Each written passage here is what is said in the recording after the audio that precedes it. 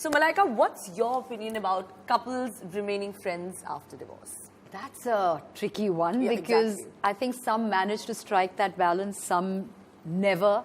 I think it's more when you have a child involved. I think it's always essential to continue having some sort of a cordial relationship.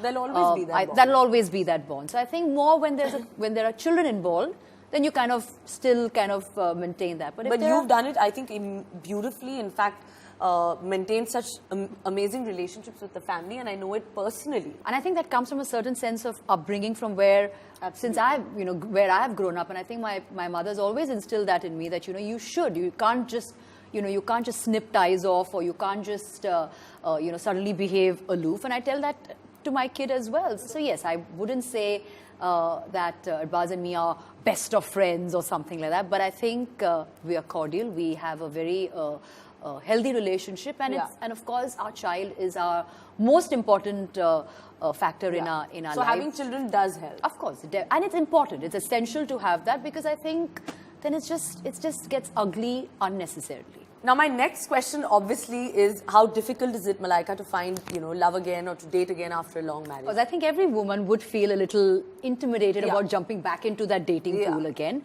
But having said that, it's not impossible. And I think every woman should jump back into it with equal, gusto. But, and confidence. Absolutely. I think you just need a little time to kind of, back away from everything, get a perspective of what's in store, and go out there, date again. Get onto Tinder, get onto whatever, get onto all the apps. Keep going at it. Swipe any left, right, whatever it may be. Have fun, enjoy it. I think for the first time in your life, you'll also kind of discover a sense of freedom.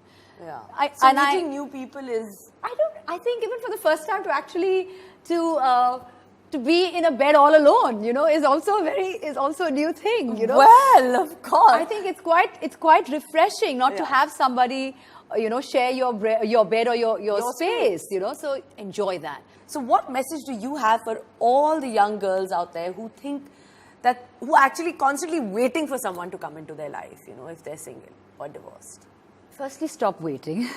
I think that's the most important thing that you need to do, because I think these are things that happen organically. They happen with a certain, they happen in time.